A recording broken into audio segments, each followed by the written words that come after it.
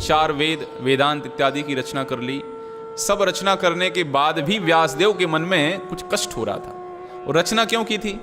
रचना की थी जो दुखित जीवात्मा इस संसार के हैं, इनका इन शास्त्रों के अध्ययन से कल्याण होगा, इस बात को ध्यान में रखते हुए रचना की थी। तब व्यासदेव जिनने रचना की, रचना करने के बाद उनके हृदय में कष्ट लग रहा था, उनको असंतुष्टि का अनुभव हो रहा था। तो इन समस्त रचनाओं को पढ़ने के बाद जो श्रोतागण हैं, जो पाठक गण हैं, उनको कैसे आनंद की अनुभूति हो सकती है? तो यही उनके मन में एक बात खटक रही थी कि हमने ये रचना तो किया, लेकिन हमें खुद ही शांति नहीं मिल रही, क्या करें? तो जब इस प्रकार की स्थितियां बने जीवन में, जब हम संशय में होते हैं, तो हमारे अज्ञान को दूर करने के लिए हमारे गुरुजी हमारे आसपास ही होते हैं।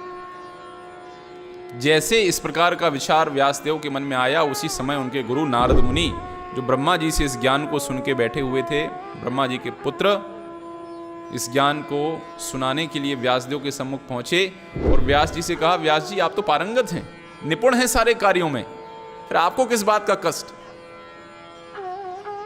स्त्री द्विजबंधु शूद्राणाम, महाभारत की कथा भी आपने लिख दी, उसके अंदर गीता भी समाहित हो गई है, सब तो रचना कर दिया, फिर क्या कष्ट है?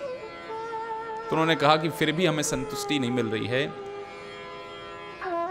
तो ये कार्य होता है डॉक्टर का, चिकित्सक का एक कार्य है कि बीमारी को खोजे। इसी प्रकार से गुरु का कार्य है कि शिष्य की गलतियों को खोज निकाले। तो गुरुजी अपनी गलती बताते हैं तो अपने को परेशान नहीं होना चाहिए।